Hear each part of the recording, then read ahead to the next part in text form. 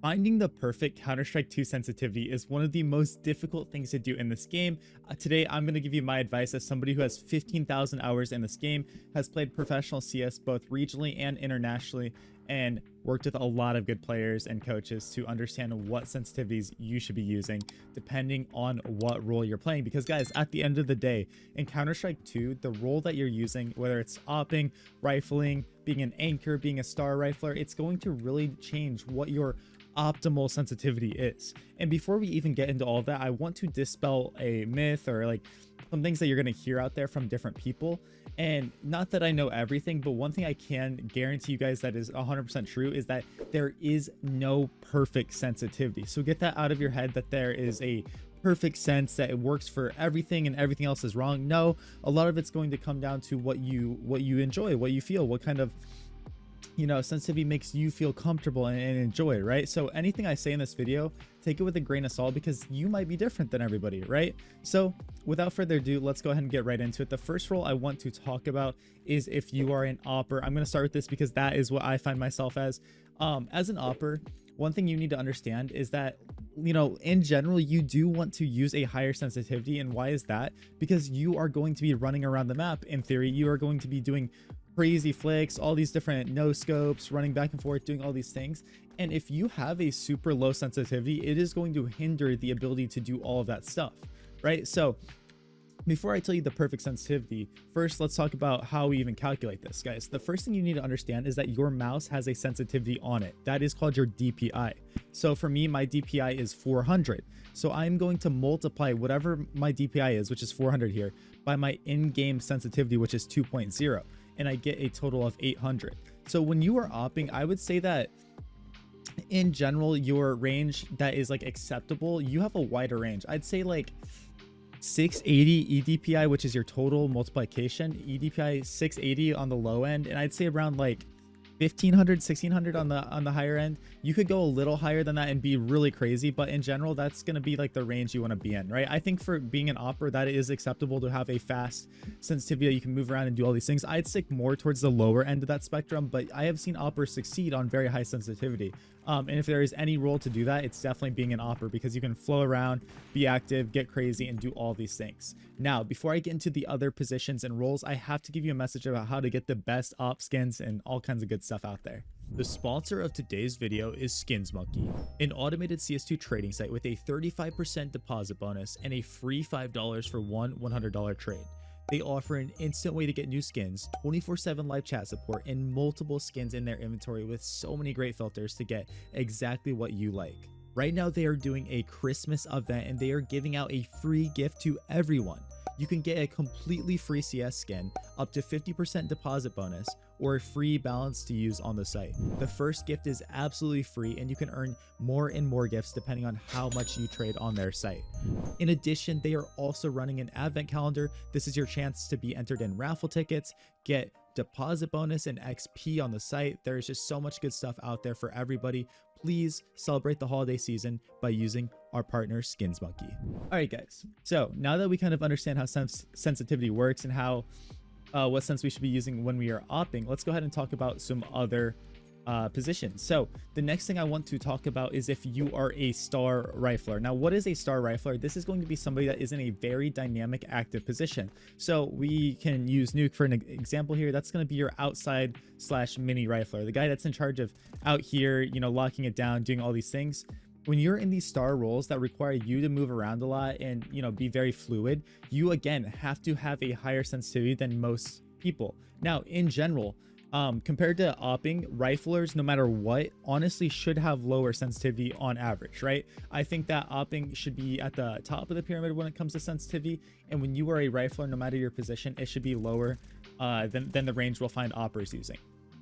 So I say when you're a star rifler, we can knock it down just a little bit. I think the optimal sensitivity for this position would be anywhere from the high range of like 1400, 1300 EDPI all the way down to like 550, 580, somewhere in there, as far as like what your sensitivity should be, because this is going to allow you to, again, still flow around, do your thing, but still be more consistent. Because one thing you guys have to realize is that in theory, right, in theory, the lower your sensitivity is, it makes it way easier to control movements, right? Because it's not as fast. We can sit there and be a lot more consistent because we're not over flicking as much. We're not, you know, wild and moving all around. Because guys, one thing you got to realize is that if we move our sensitivity higher and higher, it becomes impossible to control, right? So if I bump this up all the way to like 8 in game, right, and it's already making my game glitch, it's gonna be really hard for me to actually like consistently hold different angles. And that's why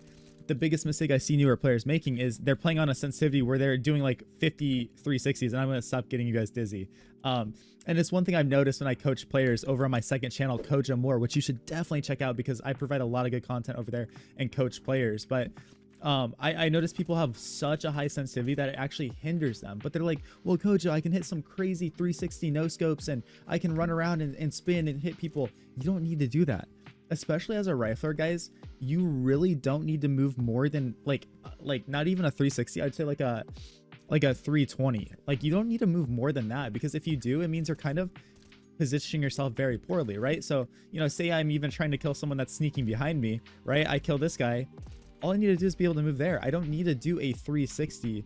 It's just, in my opinion, it's not optimal, and it's not something that you should be looking for.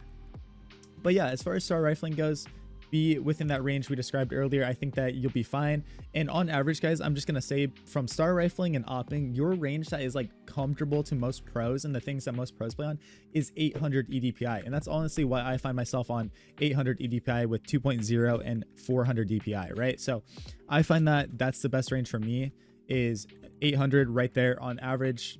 Literally the direct like median of what pros use. Most pros are using that. It's very solid.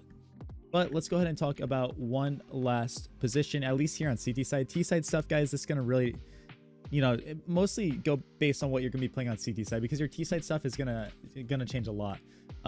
As far as CT stuff goes, when you are an anchor player, so like on nuke here, if you are the silo player, the A site guy, you honestly would benefit from a lower sensitivity. I've seen guys at the highest level of Counter-Strike playing on unbelievably slow senses, right? So I'd say that your range when you are playing these anchor positions, and you don't have to move your crosshair as much because you're more concerned about one choke point or maybe two at most, is I'd say you could go as low as like 400 EDPI, 400, which is, it's very low, right? And I don't think I could personally play on that, but I think I've seen people succeed somehow on that. 400 EDPI, and then the higher range I'd say is like 900, 1000 maybe. So as you can see, it shifts a lot more lower, because like honestly, you want that consistency. You don't need your crosshair to move a lot, right? So if you're on a lower sense, it makes your you know, it lines up your shots way easier, and you can be a lot more consistent with that. When people are running out into a choke point, your crosshair is not searching all around. Your crosshair's directly there, and you get to just spray them down. Boom, spray them down, right? And it makes it a lot easier for you. For this, guys, I'd recommend not opping when you're on this type of sensitivity, because it makes opping very difficult. It doesn't make it impossible, but you're going to be sitting here and you're going to be holding one angle, and then you're slowly going to be shifting to the next one, and it's going to make it really hard for you. So if you are using this type of sense, definitely just stick to the rifle, the SMGs, obviously, all of that good stuff, and don't really worry about scouting or opping it, in my opinion, right? So you can make anything work, obviously, but that's my advice to you. But yeah, so I think that this can kind of help you guys get a little sense of direction as to what sense you should be using. If you don't know, if you're confused or you don't know still by the end of this video, guys, I recommend just doing 800 DPI, whether that's 400 with 2.0 in game or 800 DPI with 1.0 in game. Whatever you want to do, I'd recommend you know, just sticking to 800. That's what most pros feel comfortable on, and the rest are kind of experimenting and going lower or higher than that. Regardless, please try to stick to that same sense. If you're changing senses constantly, you're going to get really inconsistent. And I'm going to have people in the comments going, well, Kojo, technically, you know, there's no data and science backing up that changing senses makes you worse. Bro, it does, because it starts to lead to a psychological thing. Sure, technically you can use whatever sense you want every single game, and it's not going to matter on paper, right? You're going to adjust pretty fast, but your psychological aspect of it, where you're like, oh dude, I would have killed him if I had lower sense, or oh, I would have killed him if I had higher sense. You're going to start overthinking everything, and that's something that these like data nerds and these science nerds don't understand. They haven't played at a high level. They haven't understood this stuff, and that's something I'm directly going to tell you, is like some of my worst games came from me overthinking things and changing my settings, changing my sensitivity. So whatever you choose, please stick to it, or you're just constantly going to be battling with yourself and overthinking everything. So thank you guys so much for watching this video. I hope that this provided some direction for you. Take everything I say with a grain of salt, just like I want you to take the data nerd stuff with a grain of salt as well. I appreciate every single one of you guys. Please check out my second channel where I offer personal coaching to students, which you can fill out in the form in the description of this video. Stay tuned for tomorrow's vid. It's gonna be a banger. I'll catch you guys all later. Peace out. Peace out.